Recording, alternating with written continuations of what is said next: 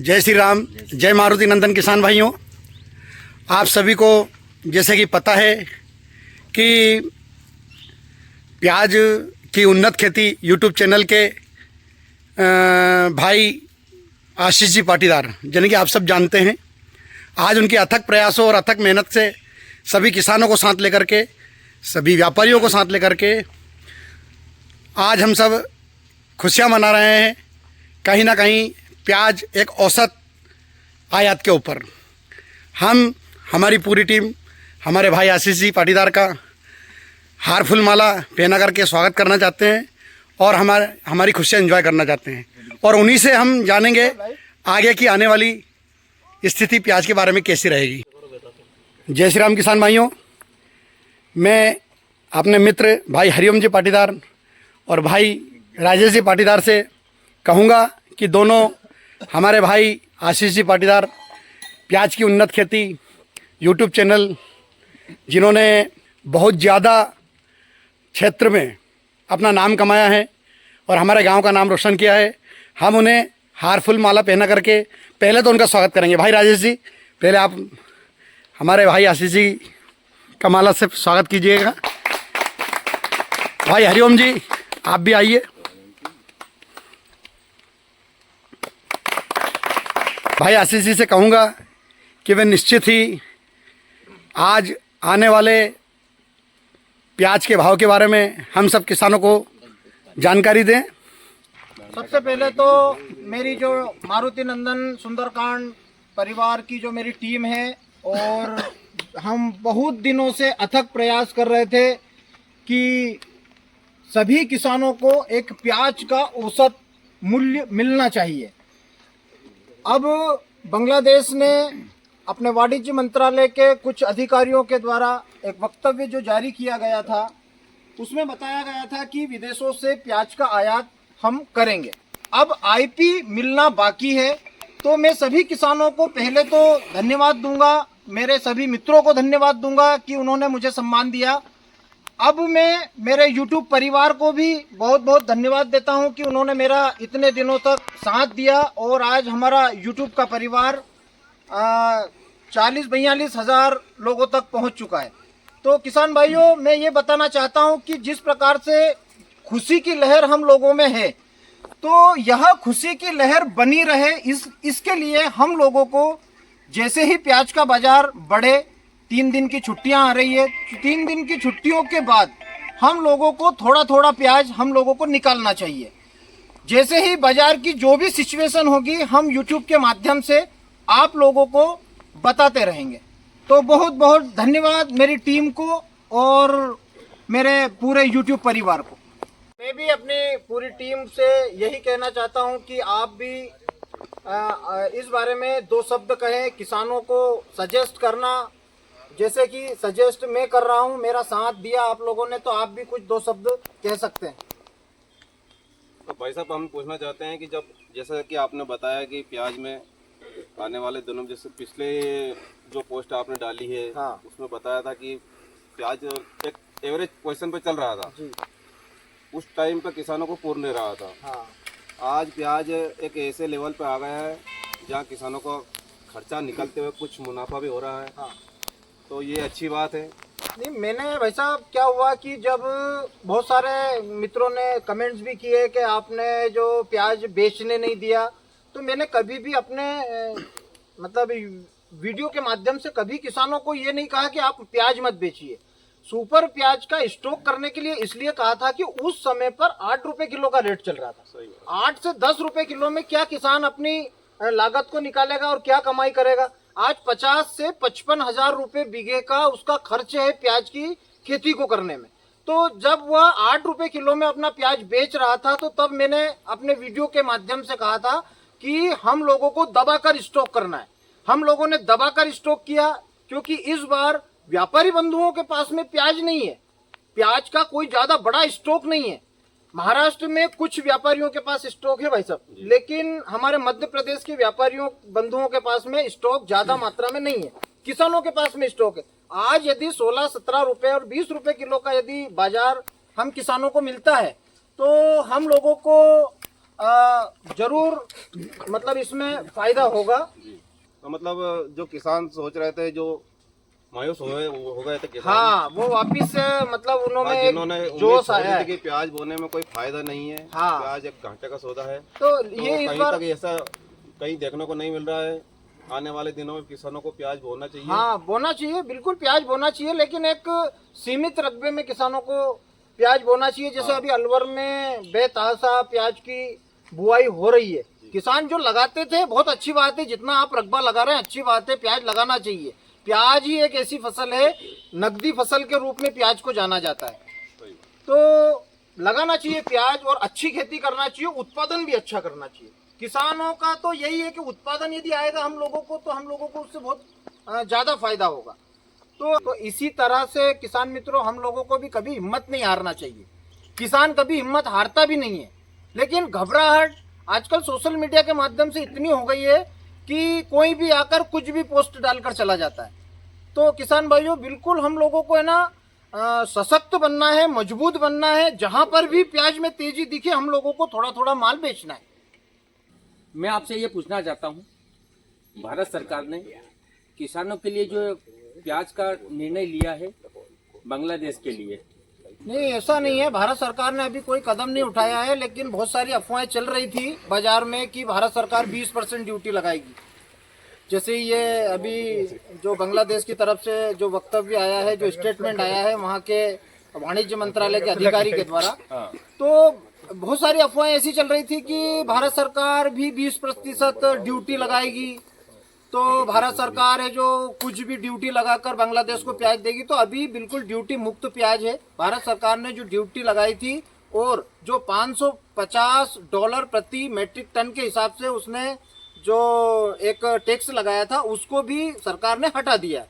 तो किसी भी प्रकार से यदि बांग्लादेश की आईपी मिलती है, तो वहां पर प्याज बिना टैक्स के ही जाएगा। किसी भी प्रकार से भारत सरकार की तरफ से कोई टैक्स नहीं।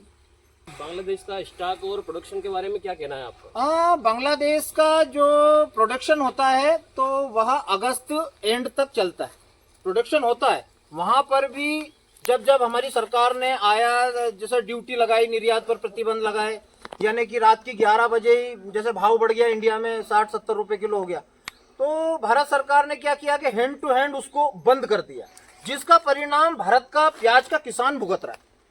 तो सरकार को ऐसा करना नहीं चाहिए। एक बांग्लादेश ने ये किया है कि बहुत सारे किसानों को वहां पर उत्साहित किया है, और ये जो भाव मिला है, और अभी तक बॉर्डर नहीं खुली है, ये इसीलिए नहीं खुली है।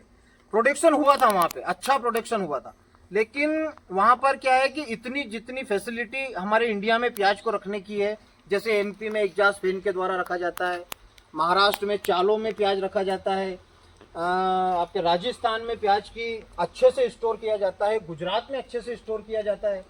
तो ऐसी जो हमारे यहाँ पे वैकल्पिक व्यवस्था है, हम लोगों ने करके रखी है, ये बांग्लादेश में नहीं है।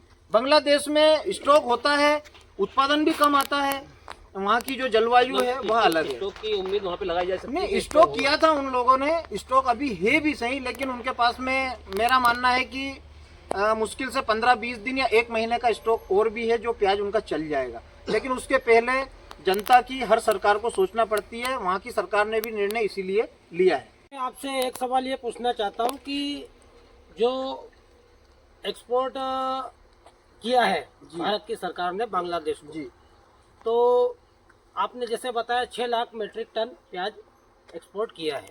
नहीं, अभी किया नहीं है, उसका मतलब चल रहा है मीडिया में कि 6 लाख मीट्रिक टन जा सकता है। जी, तो मैं ये पूछना चाहता हूँ कि जो जितना प्याज अभी इंडिया में स्टोर हुआ है, जी, नई फसल भी इसके साथ में 1 महीने 2 महीने बाद, हाँ, साउथ की आप फसल बता रहे आने हैं वाली कि है। कर्नाटक है, अपना साउथ है, हाँ। अलवर है, ये फसलें भी आएंगी।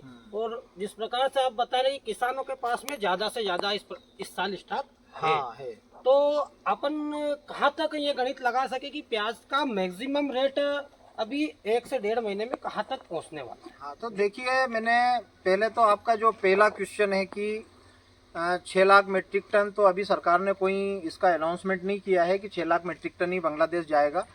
और दूसरी बात कि आपने बहुत अच्छी पूछी कि किसानों को अभी, जैसे ये बांग्लादेश का मैटर थोड़ा खत्म हो जाए, उसके बाद सोशल मीडिया पर यही बताया जाएगा कि साउथ की फसल आने वाली है। तो बिल्कुल साउथ की फसल आएगी, हर साल साउथ की फसल आती है। लेकिन होता क्या है कि हमारा जो स्टॉक है, हमारे इंडिया का स्टॉक है, इस समय पर 30% के आसपास रहता है। लेकिन वह अभी 40 से 45% जो आंकड़े आ रहे हैं उसके हिसाब से 40 से 45% है। तो यदि कुछ प्राकृतिक घटनाएं साउथ में होती है, जैसे आंध्र प्रदेश के कर्नूल वगैरह में प्याज की अच्छी खेती इस समय पर होती है और वह लगभग 15 अगस्त से 15 सितंबर के बीच में बंगलोर की मंडियों में अच्छी मात्रा में आता है, तो उस प्याज से भी हमारे जो स्टॉक का प्याज है उसके ऊपर असर पड़ता है। लेकिन एक कहावत आप लोगों ने सुनी होगी कि नई मूंगफली आने से बादाम के बाजार भाव कम नहीं होते। तो नई प्याज नई होती है, पुरानी प्याज पुरानी होती है। पुरानी प्याज को लोग खाना ज़्यादा पसंद करते हैं, नई प्याज भी बिकेगी, वहाँ भी किसान हैं, हमारे मित्र हैं, उनको भी अच्छा पैसा मिलेगा। और रही बात भाव की, तो मैंने हमेशा अपने वीडियो में ये कहा है, मैंने ये नहीं कहा है कि 50 रुपये किलो का बाजार जाएगा, मैंने यही कहा है कि 20 से 25 रुपये किलो का बाजार हम लोगों को इस वर्ष देखने को मिल सकता है। और आज मंडियों में 20 रुपये का बाजार हम लोगों को देखने को मिला है। बाजार अभी यहाँ से 1-2 रुपये डाउन भी होगा, किसान मित्र बिल्कुल भी घबराए नहीं, लेकिन जहाँ पर भी हम लोगों को तेजी मिले थोड़ा थोड़ा माल बेचना चाहिए। जो भी मेरे वीडियो पर जुड़े हैं और मेरे चैनल से जुड़े हैं उनसे मैं यही कहना चाहता हूँ कि जहाँ पर भी हम लोगों को तेजी दिखे थोड़ा थोड़ा माल हम लोगों को विक्रय करते रहना चाहिए। कुछ सब्सक्राइबर पूछ रहे हैं कि बीमा कितना आया है आपके क्षेत्र में। अच्छा, सोयाबीन का बीमा की बात कर रहे हैं। कुछ पूछ रहे हैं तो सोयाबीन का बीमा ऐसा है कि जैसे 2023 में हमारे यहाँ पर, मैं अपने क्षेत्र की बात करूँ राजगढ़ जिले की, तो यहाँ पर इतनी ओलावृष्टि हुई थी कि यहाँ हमारे पूरे गांव में प्याज की फसल चौपट हो चुकी थी। मैंने वीडियो भी डाला है उसका विषय में, पूरा प्याज हमारा खत्म हो गया है। हमारे पास के गांव पीपलिया तव्वकुल का वीडियो है, धन सिंह भाई पाटीदार साहब का, पूरे प्याज खत्म हो गए। मेरे खुद के भी प्याज खत्म हो गए थे 6 से 7 बीघे के। लगभग मेरे गांव के रकबे में यदि देखा जाए तो 50 से 60 बीघे के प्याज पूर्णतः रूप से खत्म हो गए थे। उत्पादन उस साल हम लोगों को 60-70 कट्टी का आया था और वह ज्यादा दिनों तक स्टॉक भी नहीं रहा। तो ऐसे में सरकार को सोचना चाहिए कि आज जितनी प्रीमियम डाल रहे हैं उससे भी कम बीमा किसानों को मिल रहा है। तो मध्य प्रदेश में ये हो क्या रहा है, बस यही समझ में नहीं आ रहा है। बीमा मिलना चाहिए, अच्छा बीमा मिलना चाहिए, क्योंकि उस समय पर हमारे मध्य प्रदेश में क्या है कि हॉर्टिकल्चर विभाग है, हॉर्टिकल्चर विभाग एक्सेप्ट ही नहीं करता है कि प्याज की फसल का बीमा हुआ है, जबकि महाराष्ट्र में ऐसा नहीं है। महाराष्ट्र में यदि कोई सी प्राकृतिक आपदा आती है, कोई सी घटना होती है, तो किसानों को भरपूर बीमा दिया जाता है हॉर्टिकल्चर विभाग से। मैं हॉर्टिकल्चर विभाग तक भी गया, लेकिन किसी भी प्रकार से सिर्फ एक सांत्वना देके हम लोगों को घर पहुंचा दिया गया कि बिल्कुल आपकी कार्रवाई हो रही है, लेकिन आज तक ना तो उसका मुआवजा मिला प्याज का, ना कोई सोयाबीन का मिला, ना कोई गेहूं का मिला, कुछ भी नहीं मिला। तो अब बीमा जो आया है वो तो 1% आया है, तो उससे किसानों का कोई भला होने वाला नहीं है जी। ये मंदी तेजी जो होती रहती है, तो हाँ। उसमें कहीं ना कहीं ये जैसे कि अपन कह सकते हैं कि प्राकृतिक आपदा या जैसे कहीं ज्यादा बारिश हो जाना, हाँ, तो ये इसका भी कुछ योगदान रहता है प्याज के बिल्कुल उछाल रहता के? है, बिल्कुल रहता है। जैसे मान लो कहीं बारिश हो गई, जिस एरिया में प्याज निकल रहा है ज्यादा, वहाँ भाव चल रहा है, या जिस एरिया में एक्सपोर्ट हो रहा है प्याज, उधर अगर बारिश हो गई, उधर का प्याज रुक गया, हाँ। माल जाना बंद होगा, तो उससे जिन क्षेत्रों में बारिश नहीं हो रही वहाँ के भावों में फर्क पड़ेगा। बिल्कुल पड़ेगा। जैसे कि अभी साउथ में, मतलब कि यदि बोले हम तो कर्नाटक है, आंध्र प्रदेश है, तमिलनाडु है, महाराष्ट्र से सटे हुए इलाके हैं, तो इनमें क्या है, अभी तक 1.5 से 2 महीना हो चुका है, बारिश नहीं हुई है जो होना चाहिए। थोड़ी बहुत बारिश होती है तो वो बारिश की प्याज लगाते हैं, बड़ी व्यवस्था से लगाते हैं, पानी गिरता भी है तो बहकर निकल जाता है। लेकिन हार्वेस्टिंग के समय यदि बारिश होती है, जैसे प्याज निकलने वाला है, पिछले कि जब हार्वेस्टिंग के लिए प्याज तैयार था और पानी गिर गया, अब पानी जैसे ही गिरा तो प्याज के फुग्गे फूल गए साहब। प्याज को यूं पकड़ो तो वो छिलका हाथ में और प्याज बाहर, तो ऐसी कंडीशन बन जाती है, तो जिससे जो स्टॉक का प्याज है उसको चांस मिल जाता है। तो ऐसा ही है, यदि स्टॉक के प्याज में यदि वहां पर बारिश होती है और बारिश का समय है, किसी भी समय प्रकृति कहीं पर भी अपना रौद्र रूप दिखा सकती है। किसान भाई अब प्याज की नर्सरी या कनी डाल रहे हैं जी, तो उनको ये जैसे डिजिटल दरबार ने बताया कि बंगाल की खाड़ी से चक्रवात बना है, तो उसके लिए किसानों को रुकना चाहिए या डालना चाहिए? हाँ देखो इसमें ऐसा है कि किसानों को रुकना चाहिए यदि मान लो उनकी रिस्क कैपेसिटी कम है कि साहब हम रिस्क नहीं ले सकते। रिस्क का तो ऐसा होगा कि जैसे मान लो दिख रहा है सामने मौसम भी आ गया, बदल भी आ गए हैं, नहीं तो फिर मान लो जैसे अपन रुक गए तो उसके बाद ही मान लो किसान डालता है और नुकसान हो जाता है जी, तो फिर ये किसान किसको दोष दे? नहीं दोष नहीं, उसमें तो ये है कि अपनी जैसे अब अलवर में भी लोगों ने गोलियां पैदा करी, उन्होंने भी गर्मी भर बचाया और अब जाके वो लगा रहे हैं, तो इसमें समय तो देना पड़ता है। हिम्मत हारना किसानों का काम नहीं है। और जो प्याज की खेती करता है उसको तो मेरे हिसाब से मैं यही कहना चाहता हूँ कि उसको हिम्मत हारना ही नहीं चाहिए। एक बार युद्ध में गए, यदि पराजित हो गए तो फिर दूसरी बार वापस से जाना चाहिए, क्योंकि जो आदमी हार जाता है वह घर बैठ जाता है। हम किसानों को हारना नहीं चाहिए।